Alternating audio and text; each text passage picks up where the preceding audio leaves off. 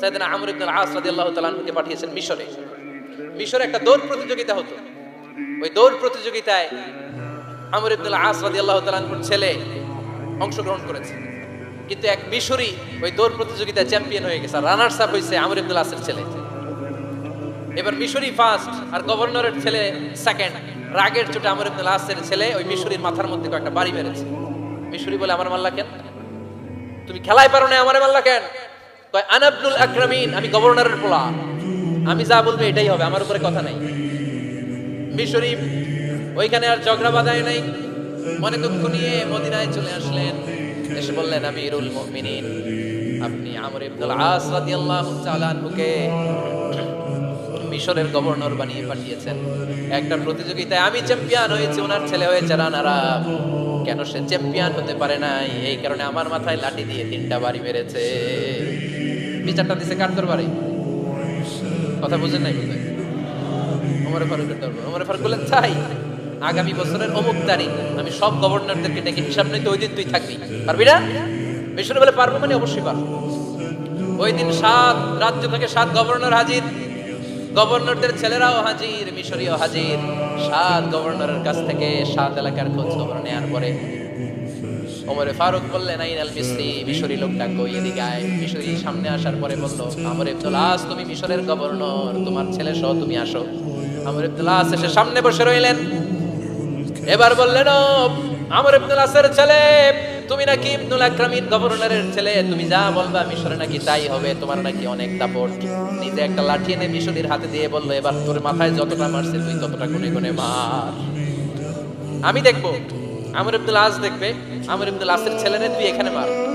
সে বলতেছে, থাক, আপনি বলছেন এতেই যথেষ্ট, মারা লাগবে না, আমি মাফ করে দিলাম। ওমর ফারুক বলল, খবরদার, মার, মার ওর মাথার মধ্যে। মিশরী ওমর ফারুকের ধমক শুনে ভয়ে ভয়ে 3টা বাড়ি মারল। এই বাড়ি মারা দেখো ওমর ফারুকের হৃদয় ঠান্ডা হয় নাই। লজ্জায় আমর ইবনে আল-আস, বয়স হয়ে গিয়েছে, সাহাবা, মাথা তখন টাক, মাথায় চুল নাই, লজ্জায় মাথাটা হেট হয়ে মাথাটা নিচু করে রেখেছে। এবার রাগের চোটে ওমর ফারুক বললেন, এবার আমর ইবনে আল-আসের টাক মাথার মধ্যে একটা মার, মার। কেন ছেলেকে শিক্ষা দিতে পারে নাই? ইয়া আমর ইবনে আল-আস, মাতা জাআলতুমুন নাস আবিদা, তোমরা কখন মিশরীদেরকে নিজেদের দাস বানায় নিলা? ওয়াকাদ ওয়ালাদাতুহুম উম্মুহুম আহরারা, আর ওদের মায়েরা তো ওদেরকে স্বাধীন সন্তান হিসেবে প্রসব করেছে। মানুষদের উপর ক্ষমতাগিরি করার জন্য গভর্নর পাঠাই নাই। খবরদার, জনগণ তাদেরকে দেখভাল করার জন্য তোমাদেরকে পাঠানো হয়েছে, তাদের উপর কোনো অত্যাচার করার জন্য নয়। চিল্লায় বলেন ঠিক কিনা? এরকম নেতা কয়টা লাগবে? কয়টা? ওই নেতার নাম কি? ওমর। হুয়া ইয়াতি ওমর। 22 জায়গায় বিশ্বনবী কয় একটা, ওমরে ফারুক বলে আরেকটা। আল্লাহ বলে, বিশ্বনবী আপনার পক্ষে আমি আয়াত নাযিল করতে পারলাম না, আমি ওমরের পক্ষে নাযিল করে দিলাম। বিশ্বনবী বলতেন, ইন্না লিকুল্লি উম্মাতিন মুহাদ্দাস, সব উম্মতের মধ্যে, সব নবীদের উম্মতের মধ্য থেকে একজন করে আল্লাহ তাকে মুহাদ্দিস বানাতো। মুহাদ্দিস না মুহাদ্দাস। মুহাদ্দাস মানে এমন লোক যিনি যা ভাবতো ওই ভাবনাটাই আল্লাহ আয়াত হিসেবে নাযিল করে দিতেন। বিশ্বনবী বলেন, আমার উম্মতের মধ্যে মুহাদ্দাস হচ্ছে সাইয়েদনা ওমর। ওমরে ফারুক যখন খলিফা, দিনের বেলায় যদি রাষ্ট্রে কোনো নিয়ম জারি করতেন, দিনের বেলায় জনগণকে কোনো বিষয়ে যদি নিষেধ করতেন, রাত্রে বেলায় খাওয়ার সময় ফ্যামিলি মেম্বারদের সবাইকে বলতেন, এই দিনের বেলা আমি জনগণকে এই কাজ করতে নিষেধ করেছি, তোমরা আমার ফ্যামিলি মেম্বার, খবরদার তোমরা এই কাজ করো না। জনগণ করলে যতটুকু শাস্তি, তোরা করলে পাবি ডবল শাস্তি। আমাদের নেতারা ওই বাড়ির বিচার করে, ওই বাড়ির মাইয়ার বিচার, ওই বাড়ির পোলার বিচার, নিজের পোলা গাঞ্জা টানে আসরে নাই, নিজের মেয়ে অপরাধ করে আসরে নাই। কি নেতা ছিলেন ওমর ফারুক? আগে নিজের ঘর সামলিয়েছেন, আগে নিজেকে সামলিয়েছেন, নিজের ঘর ঠিক করেছেন। বলেছেন জনগণ করলে যত বেদ, তোরা করলে ডবল বেদ।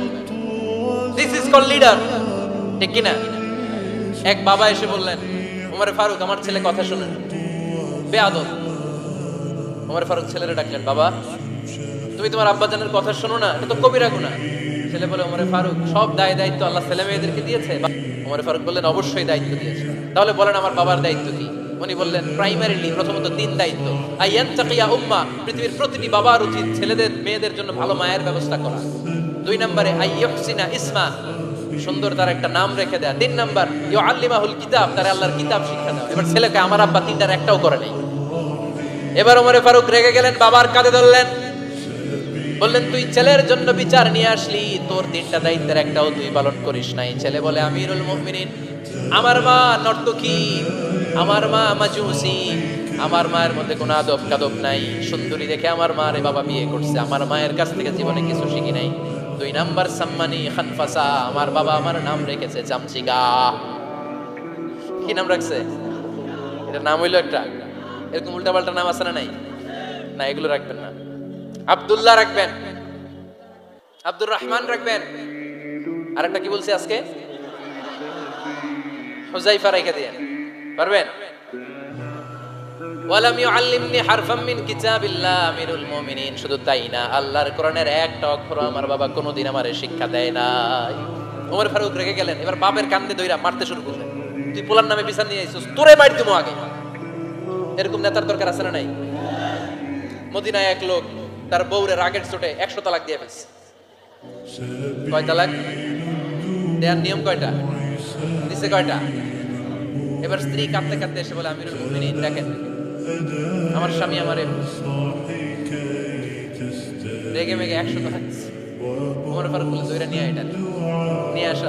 ওমর ফারুক বলে কয়টা তালাক দিয়েছো? কয় 100টা। কেন দিছো? কয় মাথা গরম আছে। এরকম আছে না? তালাক দেওয়ার সময় সব তালাক, তুই তালাক, তোর মা তালাক, তোর বোন তালাক, সব তালাক। তালাক দিবে ওয়াইফরে, দিতেছে সবাই রে। ওমর ফারুক বললেন দিবে 3টা, 100টা দিলা কেন? কয় মেজাজ গরম ছিল। কয় দাঁড়া, আত-তালাকু মিন শাআইরিল্লাহ, তালাক হচ্ছে আল্লাহর দেয়া বিধানের একটা নিদর্শন। এটা নিয়ে তুই খামখেয়ালি করলি?